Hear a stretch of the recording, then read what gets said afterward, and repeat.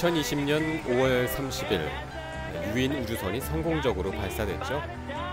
특히 이 우주선 발사가 주목받았던 이유는 한 국가가 아니라 스페이스X라는 민간 기업이 쏘아 올린 최초의 유인 우주선이라는 데 있습니다. 사람들이 비행기를 타듯 우주선을 타고 지구 밖으로 여행을 할 날도 얼마 남지 않았다는 기대가 커지게 된 거죠. 이번 우주선 발사를 보면서 생각나는 미국의 천체 물리학자가 있는데요. 바로 칼 세이건입니다. 지금부터 50여 년 전에 인류가 달에 첫 발을 디딘 것은 다들 아시죠?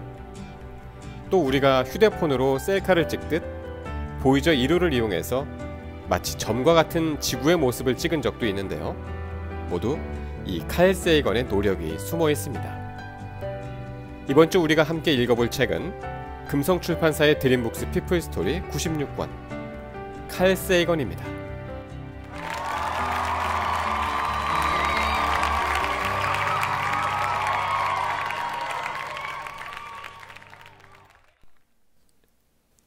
제1장 별에 빠지다. 1939년 10월의 어느 날 부모님은 어린 세이건을 아침 일찍 깨웠다. 칼 에드워드 세이건이 5번째 생일을 맞이하기 얼마 전의 일이었다. 세이건은 불이 나게 아침을 먹고 나들이 할 때만 입는 좋은 옷을 입었다. 아빠, 우리 어디 가는 거예요? 세이건이 잔뜩 기대에 찬 목소리로 묻자 아버지가 부드러운 목소리로 대답했다. 뉴욕 세계 박람회를 보러 간단다. 칼, 너도 볼 게 많을 거야. 어머니가 옆에서 들뜬 표정으로 박람회에 대해 들었던 이야기를 전해주었다. 이번에 박람회에서 미래를 주제로 한 행사가 크게 열린다더라. 전시관을 환상적으로 꾸며 놓았는데 100년 뒤인 2039년의 도시를 가상으로 만들어 놓았대. 무려 22개 나라 전시관이 들어서 있고. 세이건은 아직 어려서 어머니가 하는 말을 알아듣지 못했다. 하지만 무척 흥분되고 신나는 경험이 되리라는 것만은 알 수 있었다. 세이건 가족은 기차를 타고 뉴욕 세계 박람회가 열리는 곳에 갔다. 박람회장 한가운데에 박람회를 대표하는 건축물인 거대한 트릴론과 페리스피어가 서 있었다. 트릴론은 높이가 200m가 넘는 삼각불형 탑이었다. 페리스피어는 지름이 60m인 공 모양 건물이었고 그 안에 미래관이 마련돼 있었다. 세이건 가족은 트릴론을 구경한 뒤에 페리스피어로 갔다. 관람객들은 세계에서 가장 긴 에스컬레이터를 타고 20m 높이까지 올라가 275m의 곡선 길을 따라 페리스피어로 들어갔다. 페리스피어의 바닥과 벽에는 100년 뒤인 2039년 가상 도시의 모습이 영상과 음악과 빛으로 펼쳐졌다. 공중도로, 신기한 모양의 자동차, 또 바쁘게 출근길을 걷는 수많은 사람들이 보였다. 어머나, 100년 뒤에는 주택과 공장과 관공서가 가까운 거리에 모여있네. 어머니가 도시의 모습을 보며 감탄했다. 세이건은 눈앞에 펼쳐진 가상 도시의 모습을 넋을 잃고 바라보았다. 100년 뒤에는 지금보다 자동차가 많은가 봐. 도로에 자동차가 가득한걸? 세이건은 특히 미국 전시관에 전시된 미래의 교통수단 모형에 눈길이 갔다.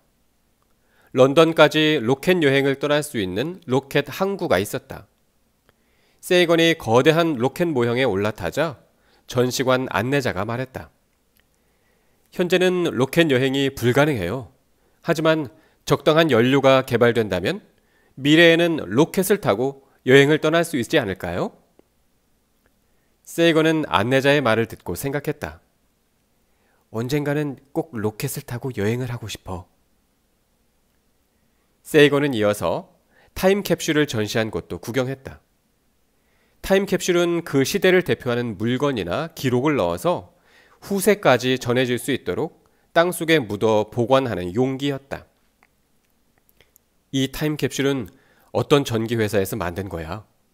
썩지 않는 특수 합금으로 만들었는데 이 안에 여성용 모자, 만년필, 연필, 자명종, 그리고 깡통 따개, 야구공, 포크, 숟가락, 카메라, 안경, 칫솔, 동전, 신문, 소설책 바람과 함께 사라지다 한 권, 이렇게 종류가 다른 물건이 35가지나 들어있어. 아버지가 설명을 해주자 세이건이 눈을 동그랗게 뜨고 물었다. 왜 그런 물건들을 타임캡슐에 넣었어요? 지금 우리 시대 사람들이 어떻게 살았는지를 미래의 우리 후손들이 알 수 있도록 도와주기 위해서지. 우리도 옛날 사람들이 어떻게 살았는지 궁금해하면서 그들이 쓰던 물건들을 땅속에서 발굴하지? 그런 의미로 타임캡슐을 만들어서 지금 우리가 쓰는 물건들을 넣고 뚜껑을 꼭꼭 닫아두었지. 타임캡슐은 언제 열어보는데요? 앞으로 5,000년 뒤인 6939년에 열게 될 거야. 5,000년이요? 어린 세이건은 깜짝 놀라서 입이 벌어졌다. 우와, 아빠, 5,000년 뒤에는 이 세상이 어떻게 변해 있을까요? 과학이 발달해서 미래 세상은 지금과 전혀 다를걸? 어쩌면 로봇을 사람처럼 부리며 살지도 모르지. 정말요? 세이건은 집에 돌아와서도 뉴욕 세계 박람회에서 보았던 것들이 오랫동안 잊히지 않았다. 뒷날 그는 이때를 떠올리며 이렇게 말했다. 내게 큰 영향을 끼친 하루였다. 어쩌면 세이건은 이때부터 과학에 관심을 갖게 되어 미국에서 가장 유명한 천문학자가 되었는지도 몰랐다. 세이건은 1934년 11월 9일 미국 뉴욕 브루클린에서 태어났다. 세이건은 돌이 지나도록 제 힘으로 걷지 못했다. 부모님은 어린 아들 때문에 걱정이 많았다. 아버지는 세이건에게 영양제를 사 먹일 돈을 마련하기 위해 좋아하던 담배도 하루아침에 끊었고, 어머니는 정부에서 펴낸 어린이 건강책을 표지가 너덜너덜해지도록 읽고 또 읽었다. 세이건은 몸이 약했지만 경쟁심은 강해서 어려서부터 야구와 농구, 핸드볼 등 운동 경기를 하면 반드시 이기려고 했다. 경기에서 지면 분이 풀리지 않아 그날 밤잠을 이루지 못했다. 또 세이건은 궁금한 것이 생기면 반드시 답을 찾아내려고 했다. 어느 날 밤 어린 세이건은 잠자리에 누워서 창밖의 별들을 보며 생각했다. 별은 도대체 무엇일까? 세이건은 밤하늘에 떠있는 별 하나하나가 문득 궁금해지기 시작했다. 밤새도록 별을 생각한 세이건은 다음날 어른들에게 물어보았다. 별이 뭐예요? 그때마다 어른들은 똑같은 대답을 했다. 별은 하늘에 있는 빛이란다. 떠다니는 작은 램프라고 할 수 있지. 그건 저도 알아요. 그러면 별은 왜 하늘에 있는 거예요? 무엇 때문에 작은 램프로 떠다니는 거죠? 세이건이 이렇게 물으면 어른들은 더 이상 대답하지 못하고 입을 다물었다. 그렇다고 그냥 넘어갈 세이건이 아니었다. 도서관에서는 답을 찾을 수 있겠지? 세이건은 동네에 있는 도서관을 찾아갔다. 별에 관한 책을 찾아주세요. 세이건이 사서에게 다가가서 부탁을 하자 사서가 빙그레 웃으며 말했다. 그래, 알았다. 조금만 기다리렴. 잠시 뒤 사서가 책을 한아름 가져다 주었다. 그래서 사서가 찾아준 책들은 전부 유명 연예인들에 관한 것들 뿐이었다. 영어로 별, 스타라는 말에는 밤하늘의 별이라는 뜻도 있고 인기 많은 연예인이라는 뜻도 들어있기 때문에 사서가 오해했던 것이다. 이 책들은 제가 찾는 책이 아니에요. 전 밤하늘의 별에 관한 책을 찾고 있거든요. 세이건의 똘망똘망한 눈을 바라보며 사서가 멋쩍게 웃었다. 잠시 뒤 세이건은 그제야 자신이 바라는 책들을 받아볼 수 있었다.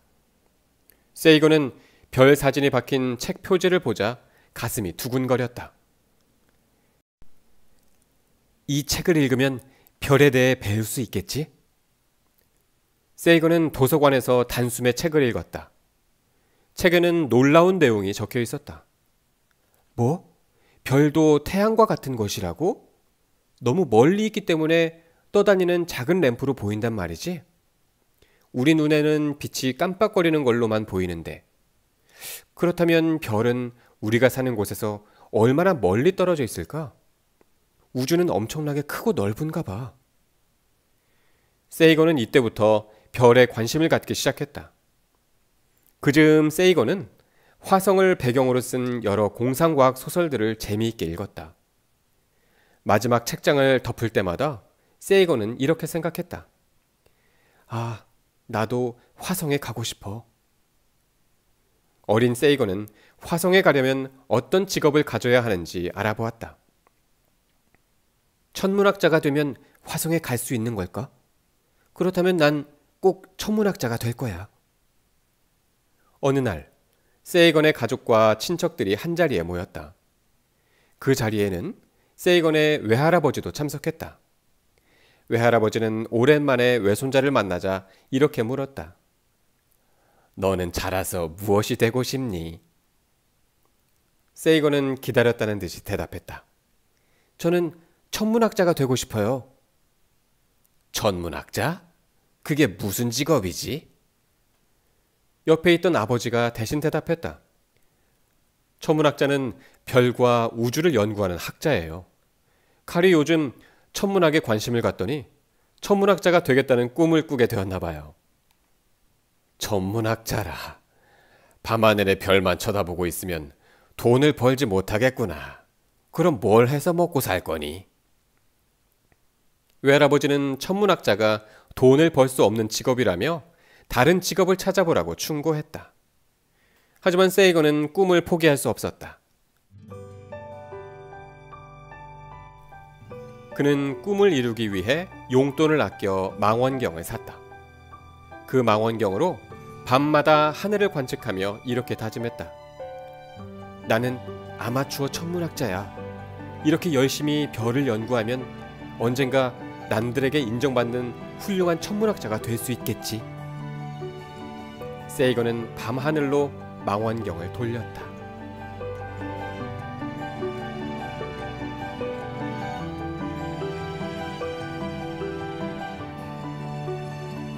제2장 천문학자의 꿈.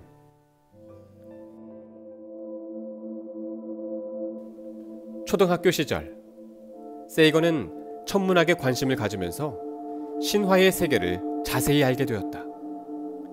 특히 계절에 따라 볼 수 있는 별자리가 다르다는 것과 별자리마다 각기 다른 그리스 로마 신화가 담겨 있다는 것을 알게 되면서 세이건은 혼자 밤하늘의 별자리를 익히고 그리스 로마 신화를 공부했다. 봄에는 사자자리, 여름에는 백조자리, 가을에는 물병자리, 겨울에는 황소자리. 세이건은 별자리마다 어떤 신화가 얽혀 있는지 술술 들려줄 정도가 되었다. 어느 날 학교에서 세이건네 반 담임 선생님이 학생들에게 말했다. 지금부터 너희들에게 발표 시간을 주마. 어떤 주제라도 좋으니까 앞에 나와서 연설을 하는 거야. 세이건은 담임 선생님의 말을 듣고 혼자 생각했다. 무슨 주제로 발표를 하지? 그래, 난 별자리와 신화를 잘 아니까 칠판에 밤하늘 별자리를 그리면서 그리스 로마 신화를 친구들에게 소개하자. 세이건은 앞으로 나가서 친구들 앞에 섰다. 지금부터 내가 발표할 주제는 그리스 로마 신화입니다. 밤하늘을 보면 별자리를 찾을 수 있는데 별자리에는 그리스 로마 신화 이야기가 담겨 있습니다. 여러분이 별자리를 한눈에 볼 수 있도록 칠판에 별자리를 그리고 그에 얽힌 그리스 로마 신화 이야기도 해보겠습니다.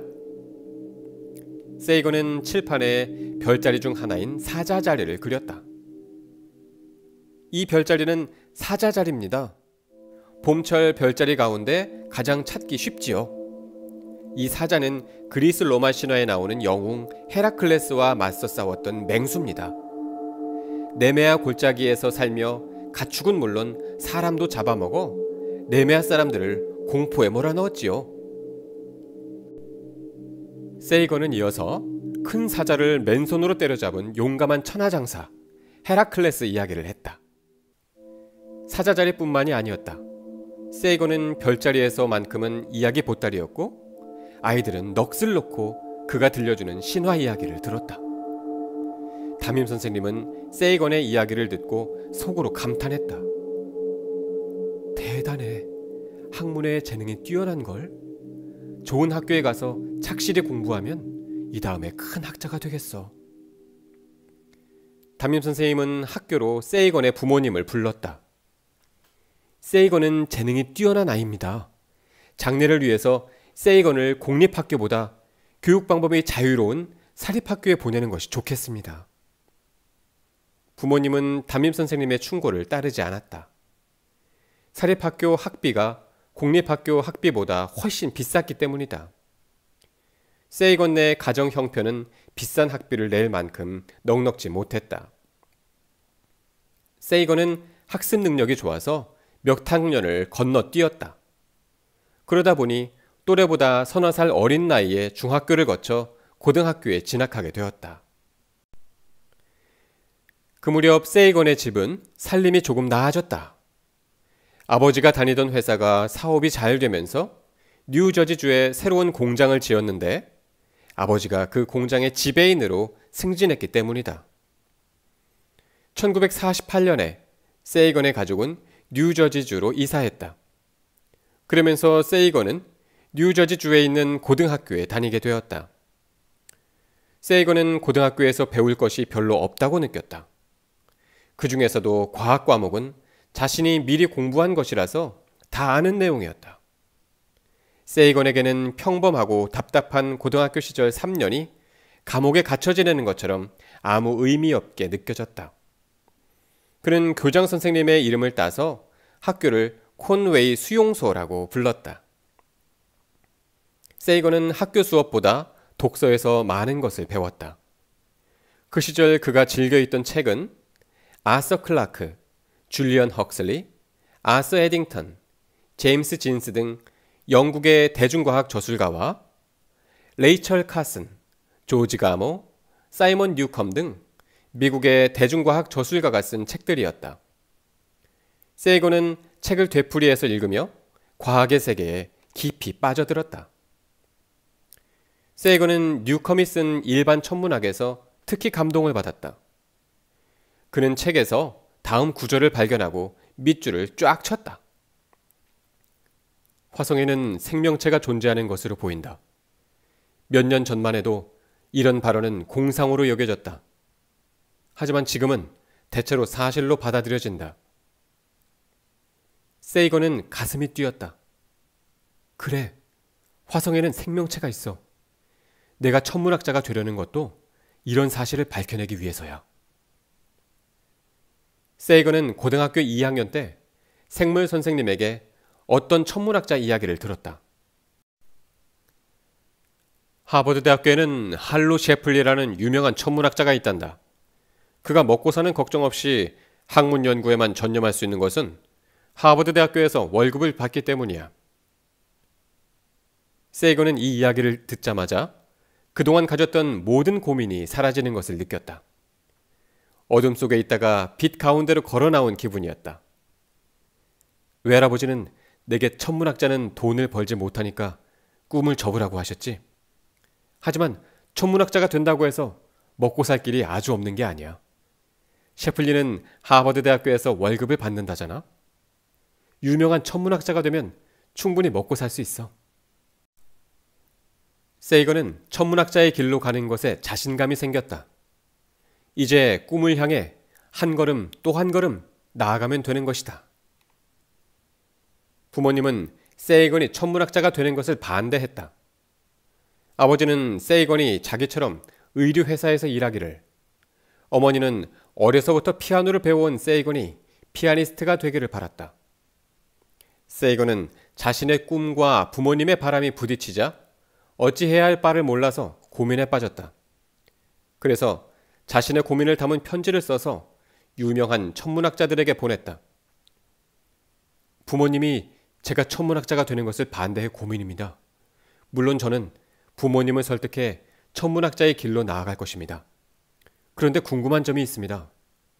천문학은 제 평생을 바쳐 연구할 만큼 가치와 미래가 있는 학문인가요? 천문학자 몇 사람이 세이건에게 답장을 보내왔다. 그들은 약속이나 한 듯이 이렇게 써놓았다. 걱정하지 말게. 천문학은 평생을 바쳐 연구할 만큼 가치가 있고 미래가 있는 학문이라네. 전문적인 지식을 필요로 하고 앞으로 무한한 가능성이 열려 있지. 자신의 선택에 절대로 후회하지 않을 걸세. 세이건은 답장을 받고 뛸 듯이 기뻐했다. 이제 됐어. 천문학자가 되는 거야. 1951년 드디어 고등학교를 졸업할 때가 된 세이건은 대학교를 알아보았다. 그런데 대부분의 대학교에서 또래보다 어린 학생은 신입생으로 받아들이지 않으려 했다. 하지만 세이건은 포기하지 않고 어린 학생을 신입생으로 받아들이는 대학교가 없는지 알아보았다. 시카고 대학교가 입학에 나이 제한이 없구나. 시험에 합격하면 누구나 대학교에 들어갈 수 있어. 시카고 대학교에는 여키스 전문대가 있었다. 시카고 북쪽으로 100km쯤 떨어진 곳에 있는 이 천문대는 천문학 책에 자주 나오는 유명한 천문대였다. 게다가 시카고 대학교에는 이름난 과학자들이 많이 있었다. 시카고 대학교가 좋긴 한데 공과대학이 없는 게 불만이야. 나는 천문학과 물리학뿐만이 아니라 로켓 공학도 배우고 싶거든. 세이건은 프린스턴 대학교에 가서 천문학자이자 교수인 라이언 스피처를 찾아갔다. 교수님, 상의 드릴 일이 있습니다. 교수님은 로켓 연구를 하셨죠? 천문학자는 우주선을 직접 만들어야 하나요? 스피처가 대답했다. 천문학자가 공상과학 소설에 나오는 주인공인 줄 아나? 그럴 일은 없으니 안심하게. 그렇군요. 감사합니다.